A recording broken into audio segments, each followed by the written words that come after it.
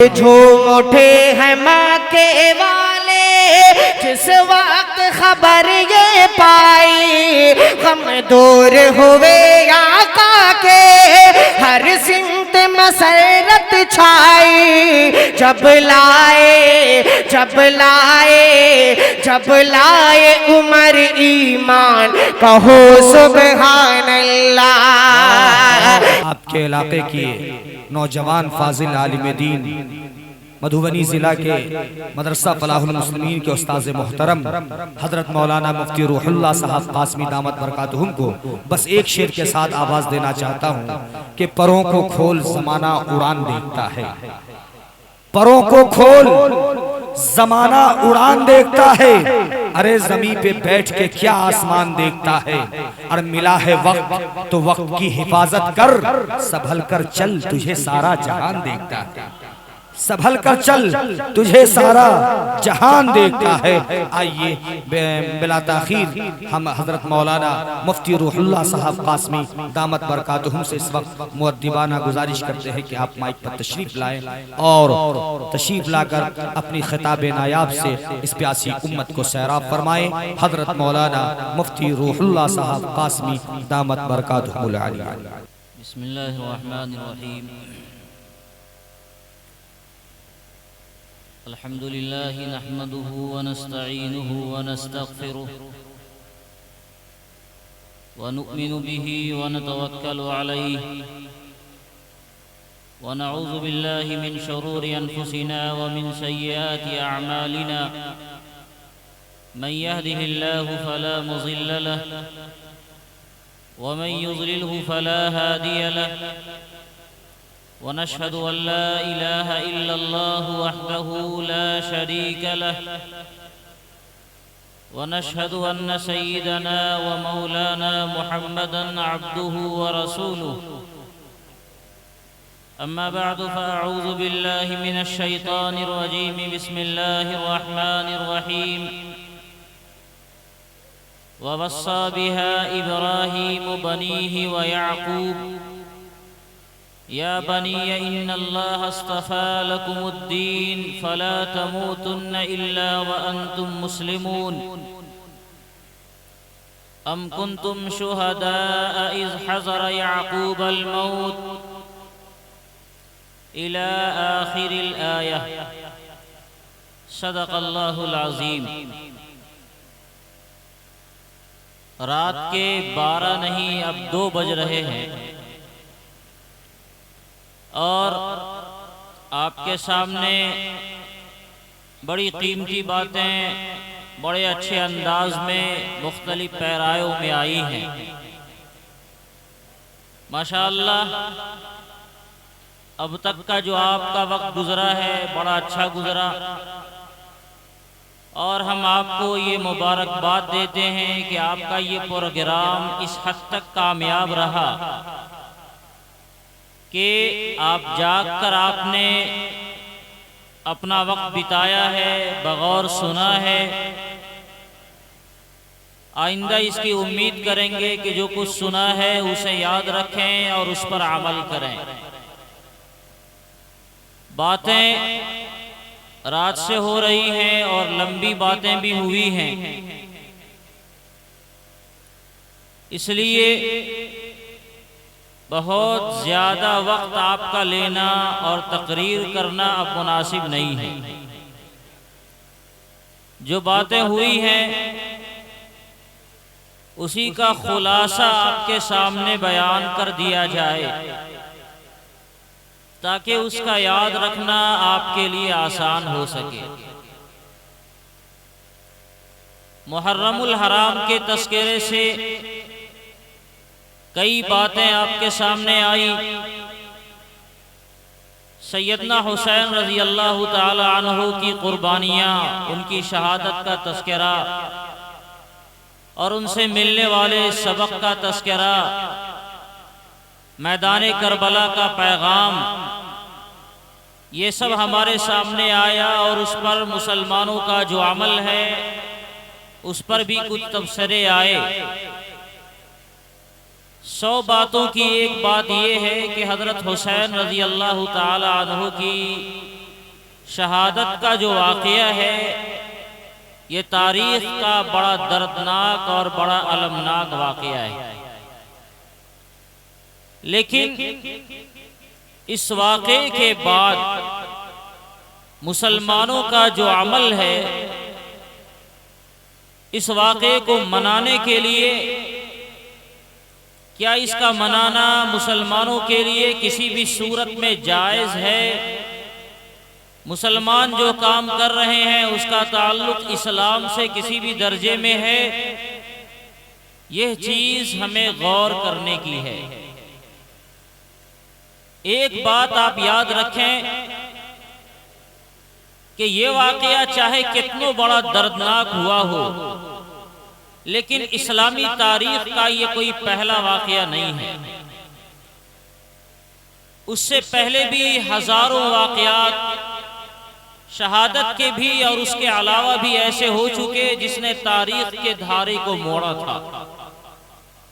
خود ان کے والد گرامی سیدنا علی مرتضی رضی اللہ تعالیٰ عنہ کی شہادت ہوئی ہے، ان سے پہلے سیدنا عثمان غنی رضی اللہ تعالیٰ عنہ کی شہادت ہوئی ہے، ان سے پہلے سیدنا عمر بن الخطاب رضی اللہ تعالیٰ عنہ کی شہادت ہوئی، اور نہ جانے کتنے بڑے بڑے صحابہ کرام کی شہادت ہوئی، اور بڑے دردناک طریقے سے ظالموں نے انہیں شہید کیا تھا۔ لیکن کسی بھی شہادت کی یادگار اسلام کے اندر نہیں منائی جاتی۔ اگر اسلام میں کسی شہادت کی یادگار منانے کا کوئی تصور ہوتا تو اسلام کا سب سے بڑا حادثہ تاجدار دو عالم سرکار مدینہ جناب محمد رسول اللہ صلی اللہ علیہ وسلم کا اس دنیا سے تشریف لے جانا ہے۔ خود اس دن کو یادگار کے طور پر منایا جاتا ہے، لیکن ایسا نہیں کیا گیا، اس لیے کہ اسلام میں 3 دن سے زیادہ سوگ کرنے کی اجازت ہی نہیں ہے۔ اگر کسی کے گھر میں کوئی مر جائے تو بس 3 دن سوگ کرنا ہے۔ ہاں کسی عورت کا شوہر مر جائے تو اسے 4 مہینہ 10 دن اسے اس کی عدت ہے اور سوگ کرنے کا حکم ہے۔ باقی 3 دن کے علاوہ آپ اپنے کام میں لگیں، مرنے والے کے یاد کو بھلاویں، زیادہ سے زیادہ اس کے لیے ایصال ثواب کریں، دعائے مغفرت کریں، ترقی درجات کی دعا کریں، لیکن اس پر غم کا اظہار کرنا اسلام میں یہ کسی بھی طرح مناسب نہیں ہے۔ سوگ منانا اسلام میں یہ کسی بھی طرح مناسب نہیں ہے۔ لیکن مسلمانوں میں ایک اور دوسری بڑی بات ہے جس کی طرف میں اشارہ کرنا چاہتا ہوں۔ ہم اور آپ نے سوگ منانے کا جو طریقہ اپنایا ہے سیدنا حسین رضی اللہ تعالی عنہ کے بارے میں، یہ سوگ منانے کا طریقہ ہے یا خوشی منانے کا؟ ایک ساتھ لاکھوں خرابیاں اس کے اندر جمع ہے۔ جس دن حضرت حسین رضی اللہ تعالی عنہ کی شہادت ہوئی ہے اس دن ڈھول باجے کس نے بجائے، حسینیوں نے یا یزیدیوں نے؟ یہ فیصلہ آپ کو کرنا ہے۔ ڈھول باجے بجانے والا، ناچ گانے کرنے والا، شراب میں مدہوش ہونے والا اور اللہ سے اور آخرت سے غافل ہونے والا اس دن کون تھا؟ طے ہے کہ یزیدی لوگ ایسا کر رہے تھے، اور آج حضرت حسین کا نام لے کر یا حسین کا کلمہ پڑھ کر یا علی کا کلمہ پڑھ کر حضرت حسین کی شہادت کے واقعے پر ہم سوگ نہیں مناتے بلکہ خوشیاں مناتے ہیں، اور وہ کام کرتے ہیں کہ جو کام اگر دوسرا کرے تو بہت برا لگے اور وہی کام اگر ہم کر لیں تو بڑا اچھا ہو جاتا ہے۔ اس وقت نہ ہمیں اذان کی فکر ہوتی ہے، نہ نماز کی فکر ہوتی ہے، نہ مسجد کے احترام کا کوئی خیال ہوتا ہے۔ مسجد کے سامنے ہم اگر ڈھول بجائیں تو بڑا اچھا ہے، مسجد کے سامنے ہم ناچیں، مسجد کے سامنے ہم شور شرابے کریں تو بہت اچھا یہ سب۔ لیکن اگر یہی کام غیر کر لیا کرے، ہمارے استاذ ضلع مدھوبنی کی عظیم شخصیت قاضی شریعت حضرت مولانا قاضی حبیب اللہ صاحب رحمت اللہ علیہ نے ایک بار ہم لوگوں سے کہا تھا، وہ ایک خان صاحب کا ایک لطیفہ سنایا۔ ایک پنڈی جی بیچارے قبلہ رو ہو کر پیشاب کر رہے تھے، تو جب قبلہ رو ہو کر پیشاب کر رہے تھے، خان صاحب کا گزر ہوا، اس کا ایمان ایسی ہی بولتا ہے، اور خان ہے تو بہادری اور ایسی آتی ہے، کوئی خان ہو تو معاف کریں گے، یہ لطیفہ ہے، آپ سے اس کا تعلق نہیں ہے۔ تو خان صاحب نے جب دیکھا کہ یہ بیچارہ قبلے کی طرف ہو کر پیشاب کر رہا ہے، اس نے ایک تماشا مار دیا کہ تمہیں پتہ نہیں ادھر قبلہ ہے، قبلے کا احترام کرتے، ادھر پیشاب نہیں کرتے۔ اس بیچارے نے کہا غریب، مجھے معلوم نہیں کہ قبلہ کدھر ہے اور کس کا احترام کیا جاتا ہے، آپ نے بتایا تو ٹھیک ہے، اب آئندہ ہم اس کا احترام کریں گے اور آئندہ ایسی غلطی ہم سے نہیں ہو پائے گی۔ بات آئی گئی، ختم ہو گئی۔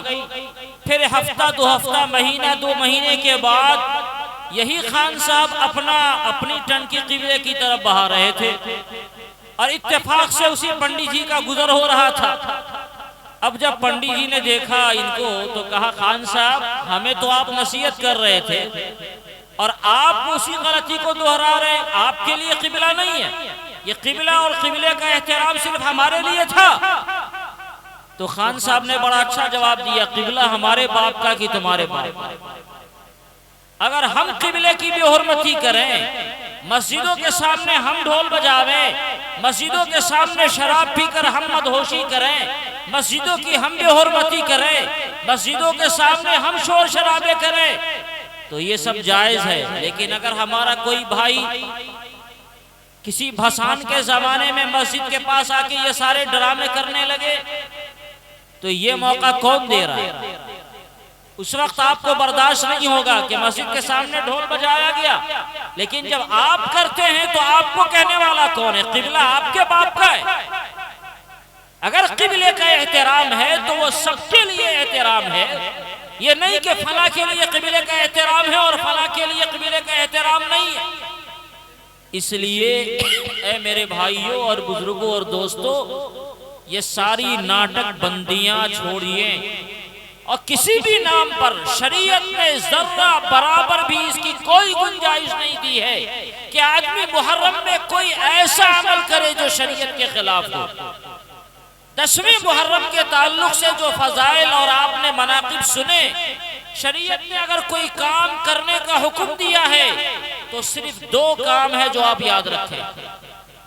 ایک تو آپ نے سنا حضرت مولانا فرقان صاحب سے، اللہ کے رسول صلی اللہ علیہ وسلم یوم عاشورہ کا 10ویں محرم کا روزہ رکھا کرتے تھے، اور آپ علیہ السلام کو جب یہ اطلاع ملی کہ یہود و نصارہ بھی اس دن کی تعظیم کرتے ہیں اور اس دن میں روزہ رکھتے ہیں، تو آپ علیہ السلام نے فرمایا کہ اگر اگلے سال میں زندہ رہا تو یہود کی مخالفت میں 9ویں کو یا 11ویں کو روزہ رکھوں گا۔ 10ویں کا روزہ آپ شروع سے رکھ رہے تھے۔ اما عائشہ صدیقہ رضی اللہ تعالی عنہ کی حدیث ہے، اور غالباً مسلم شریف میں یہ حدیث آئی ہوئی ہے کہ حضور علیہ السلام جب مکہ مکرمہ میں تھے تبھی آپ یوم عاشورہ کے روزے کا اہتمام فرماتے تھے، اور جب مدینہ منورہ آپ نے ہجرت کیا ہے تو وہاں بھی آپ نے اہتمام فرمایا اور امت کو بھی اس بات کی تلقین کی کہ یوم عاشورہ کا روزہ رکھا جائے۔ لیکن جب اللہ تعالیٰ نے رمضان کا مہینہ فرض کیا تو آپ علیہ السلام نے فرمایا کہ لوگوں، اب رمضان کا مہینہ اور اس کے روزے تمہارے اوپر فرض ہو گئے، اب عاشورہ کا روزہ جو چاہے رکھے اور جو چاہے نہ رکھے، کوئی جبر نہیں ہے، کوئی وجوب نہیں ہے، اختیار دے دیا۔ لیکن اس کے ساتھ آپ علیہ السلام نے یہ تمنا ظاہر فرمائی کہ اگر اگلے سال میں رہا تو اگلے سال ایک روزہ اور ملاؤں گا تاکہ یہود کی مخالفت ہو جائے۔ لیکن اللہ کی مرضی یہ تھی کہ آئندہ سال آپ علیہ السلام دنیا میں نہیں رہے۔ آپ علیہ السلام کے اس فرمان اور اس منشا کی روشنی میں علماء امت نے یہ طے کیا ہے کہ عاشورہ کا روزہ، 10ویں محرم کا روزہ رکھنا یہ مستحب ہے، اور اس کے ساتھ ایک دن پہلے یا ایک دن بعد میں روزہ رکھ لیا جائے تاکہ یہود کی مخالفت ہو جائے، یعنی 2 دن روزے رکھے جائیں، 9ویں کو اور 10ویں کو، یا 10ویں کو اور 11ویں کو۔ اور آج کے زمانے میں چونکہ یہود روزہ نہیں رکھتے لہذا اب اس کی مخالفت کا بھی کوئی مسئلہ نہیں ہے، اس لیے اگر کوئی آدمی صرف 10ویں محرم کا روزہ رکھے تو بھی سنت کی ادائیگی ہو جائے گی، اور 9ویں اور 11ویں کو نہ رکھے تو بھی نہیں چلے گا، مسئلے میں کوئی بڑا فرق نہیں پڑے گا، مگر آقا صلی اللہ علیہ وسلم نے چونکہ فرمایا ہے اس لیے آدمی کو رکھنا چاہیے۔ ایک کام تو یہ ہے جو باضابطہ روایات سے ثابت ہے، جو کرنے کا ہے 9ویں یا 10ویں اور 11ویں محرم الحرام کو، اور دوسرا کام ہے بعض روایات میں آتا ہے، اگرچہ روایتیں ضعیف ہیں مگر کئی روایتوں میں یہ مضمون آیا ہوا ہے، اس کی وجہ سے اس کی سند میں تھوڑی سی قوت پیدا ہوتی ہے اور فضائل کے باب میں اس طرح کی روایتیں مقبول ہوتی ہیں۔ آپ علیہ السلام نے ارشاد فرمایا کہ یوم عاشورہ کے دن جو آدمی اپنے گھر والوں پر کھانے پینے میں وسعت پیدا کرے گا تو اللہ تعالیٰ 1 سال اسے وسعت پیدا فرمائیں گے۔ یوم عاشورہ کو کھانے پینے میں اگر گھر میں تھوڑی وسعت کر دی جائے، عام دنوں کے مقابلے میں ذرا اچھا کھانا بنا دیا جائے، عام دنوں کے مقابلے میں تھوڑے سے اچھے کھانے کا اہتمام کر لیا جائے تو اس کی برکت سے اللہ تعالیٰ سال بھر انسان کے مقدر میں اس کی روزی میں وسعت پیدا فرمائیں گے۔ یہ روایت بہت قوی نہیں ہے مگر یہ مضمون باضابطہ روایت سے ثابت ہے۔ تو اگر آپ کو کوئی کام کرنا ہے تو یہ 2 کام کریں، اس کے علاوہ جتنے کام محرم الحرام کے نام پر ہو رہے ہیں وہ سارے کے سارے خرافات ہیں اور اسلام کی تعلیمات سے اس کا کوئی لینا دینا نہیں ہے۔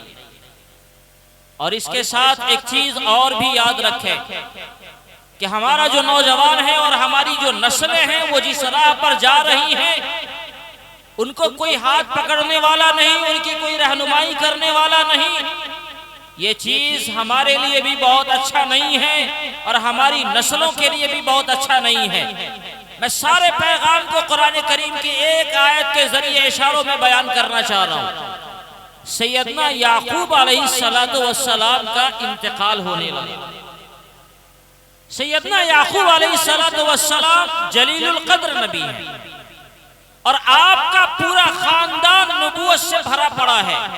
آپ کی نسل کے اندر بھی نبوت کا سلسلہ ہے اور آپ کے اوپر بھی نبوت کا سلسلہ ہے۔ والد بھی نبی ہیں، دادا بھی نبی ہیں، اور بھی اولاد میں بھی نبی ہیں، بھائیوں میں بھی کوئی نبی ہیں، یعنی محض اوپر نیچے کے خاندان میں کئی جلیل القدر نبیوں کا اجتماع ہے سیدنا یعقوب علیہ السلام کے خاندان میں۔ لیکن جب ان کا انتقال ہونے لگا تو یہ بات کہیں اور نہیں آئی، قرآن کریم نے بیان کیا کہ حضرت یعقوب علیہ السلام نے اپنی نسلوں کو جمع کیا، اپنی اولاد کو جمع کیا اور اس سے ایک سوال کیا، ما تعبدون من بعدی، میرے بیٹو میرے بعد تم کس کی عبادت کرو گے؟ میرے بعد کس کی عبادت کرو گے؟ یہ پوچھنے والا کون ہے؟ نبی ہیں۔ نبی اپنی اولاد سے یہ پوچھ رہی ہے کہ میرے بعد کس کی عبادت کرو گے؟ یعنی نبی کو بھی اپنی اولاد پر اور اپنی نسل کے اوپر فکر مندی کی ضرورت ہے کہ میرے بعد ایسا نہ ہو یہ میرے بتائے ہوئے طریقوں سے بہک جائیں اور میرے راستے کو چھوڑ دیں۔ لہذا انہوں نے اطمینان کا اظہار کر لیا اپنی زندگی میں اور اپنی اولاد سے یہ وعدہ لے لیا کہ جو راستہ سیدنا ابراہیم علیہ السلام کا بتایا ہوا ہے، جو راستہ سیدنا اسماعیل کا بتایا ہوا ہے، جو راستہ میرا بتایا ہوا ہے، اس راستے کے علاوہ کسی دوسرے راستے کو اختیار کرنے کی خبردار ہرگز تم جرات نہیں کرنا۔ یہ نبی ارشاد فرماتے ہیں اور جب ان کو اطمینان ان کی اولاد نے دلا دیا تب جا کر اطمینان ہوا اور تب جا کر وہ اللہ کے دربار میں حاضر ہوئے۔ اور ہم اور آپ اپنی نسلوں کے بارے میں کتنی فکر مندی کا اظہار کر رہے ہیں اس کا بھی جائزہ آپ لے لیں۔ ہم نہیں بتائیں گے، اپنے قلب و جگر سے پوچھیں، اپنے ماحول کا جائزہ لیں، اپنے حالات کا جائزہ لیں۔ ہمارا بیٹا، ہمارا بھائی، ہماری تربیت میں پلنے والا نوجوان جس کے کھانے پینے کا ہم انتظام کریں، جس کے چائے پانی کا ہم انتظام کریں، جس کے دوا دارو کا ہم انتظام کریں، جس کے ایک ایک پائی کا انتظام کریں، لیکن ہماری ماتحتی میں رہنے والا وہ فرد جب اللہ رب العزت کے احکام کی نافرمانیاں کر رہا ہوتا ہے، جب سرکار دو عالم صلی اللہ علیہ وسلم کی سنتوں کی دھجیاں اڑا رہا ہوتا ہے، اور کوئی ہم سے کہے کہ تمہارا بھائی تمہارا بیٹا ایسا کرتا ہے، تو ہم کہتے ہیں کہ اولاد بات ہی نہیں مانتی، ہم کیا کر سکتے ہیں؟ نوجوان ہمارے کنٹرول میں نہیں ہے تو ہم کیا کر سکتے ہیں؟ کیا اتنا کہہ دینے سے ہمارا کام بن جائے گا؟ اس کے کھانے پینے کا انتظام ہم کریں، اس کے پہننے اوڑھنے کا انتظام ہم کریں، اس کے رہنے سہنے کا انتظام ہم کریں، اس کے ایک ایک چیز کا انتظام ہم کریں، لیکن اس کے ایمان کی فکر ہم نہ کریں، اس کی تربیت کی فکر ہم نہ کریں، اور اس کے لیے اس کی ایمانی تربیت کا انتظام ہم نہ کریں، اور اس وقت ہاتھ پاؤں ہلا دیں کہ ہم کیا کر سکتے ہیں؟ اس کا مطلب یہ ہے کہ ہم نے اپنی ذمہ داری محسوس نہیں کی۔ ہمیں اپنے نوجوانوں کے بارے میں خاص طور سے فکر مند ہونے کی ضرورت ہے، اپنے نوجوانوں کے بارے میں، اپنی نسلوں کے بارے میں سوچنے کی ضرورت ہے۔ آپ اس بات میں بے فکر نہ رہیں کہ ہم نمازی ہیں اور ہم حاجی صاحب ہیں اور ہم روزے دار ہیں اور ہم زکوٰۃ ادا کرنے والے ہیں تو ہماری نسلیں بھی ایسی رہیں گی، اس کی فکر چھوڑ دیں۔ اپنی نسلوں کے بارے میں آپ کو فکر کرنا ہوگا، ان کی تعلیم کا انتظام کرنا ہوگا، ان کی تربیت کا انتظام کرنا ہوگا، اور وہ آپ کے بعد وہ بھی مسلمان بن کے زندگی گزاریں، اس کی فکر آپ کو کرنی ہوگی۔ اگر آپ نے یہ پیغام یاد کر لیا تو اس کا مطلب یہ ہے کہ آج کے زمانے کا جو اصل پیغام ہے وہ پیغام آپ یاد کرنے والے ہو گئے۔ یہ دو اشاروں میں بنیادی پیغام تھا جس کی طرف ہم نے آپ کو اشارہ کیا۔ دو پیغام تھے اشاروں میں جو ہم نے آپ کو بتانے کی کوشش کی۔ ایک تو پیغام تھا محرم الحرام کے تعلق سے، محرم الحرام کا کیا پیغام ہے آپ یاد رکھیں۔ حق کے مقابلے میں اگر کوئی باطل آوے تو ہمیشہ قربانی دینے والے بنے، ہمیشہ اپنے ایمان کی حفاظت کرنے والے بنے، ایمان کے مقابلے میں کوئی سودا آپ کو گوارا نہیں ہو۔ اور دوسرا پیغام یہ ہے کہ جس طرح حضرت یعقوب علیہ السلام نے فکر مندی کا اظہار کیا اپنی نسلوں کے بارے میں، ہمیں اور آپ کو بھی اپنی نسلوں کے بارے میں سنجیدگی سے سوچنے کی ضرورت ہے۔ اگر ہم نے سنجیدگی سے نہیں سوچا تو ہماری نسلیں جن راہوں پر چل رہی ہیں، اس نے جو راستہ اپنایا ہے وہ راستہ مدینے والا راستہ نہیں ہے، وہ ترکستان والا راستہ ہے۔ اور اگر ہماری نسلیں برباد ہوئی تو کل قیامت کے دن اللہ رب العزت جب ان نسلوں سے سوال کرے گا، ہم سے بھی پوچھا جائے گا کہ تم نے اپنے اولاد کے لیے اور اپنی نسلوں کے لیے کیا فکر کیا۔ یا ایھا الذین آمنوا قوا انفسکم واہلیکم نارا، صرف تمہاری ذمہ داری تمہارے سر نہیں تھی، تمہارے اہل و عیال کی بھی ذمہ داری تھی، اس ذمہ داری کے بارے میں تم نے کیا سوچا۔ اس لیے اے لوگو، وقت زیادہ نہیں ہے کہ اپنی بات کو میں پھیلاؤں، کہنا تو بہت کچھ تھا، لیکن آپ کے سامنے علماء کرام نے اپنے دل گردوں کو نکال کر رکھا ہے، اپنے جگر اور کلیجوں کو چھلنی کیا ہے آپ کے سامنے، اس لیے مزید بہت زیادہ کچھ کہنے کی ضرورت نہیں ہے۔ یہ اختصار کے ساتھ جو کہا جانے والا پیغام ہے، اس پیغام کو آپ یاد رکھیں، اپنے سینوں سے اسے لگائے رکھیں اور اپنی زندگی پر اسے حفظ جان بنائے رکھیں۔ شاید اللہ رب العزت اس کے طفیل ہمیں اور آپ کو دین پر صحیح اور سچے طریقے سے چلنے والا بنائے۔ اللہ تعالی ہم سب کے دین و ایمان کی حفاظت فرمائے، ہماری نسلوں کی حفاظت فرمائے، اور اللہ تعالی ہم سب کا خاتمہ ایمان پر فرمائے۔ آمین وآخر دعوانا ان الحمدللہ رب العالمین۔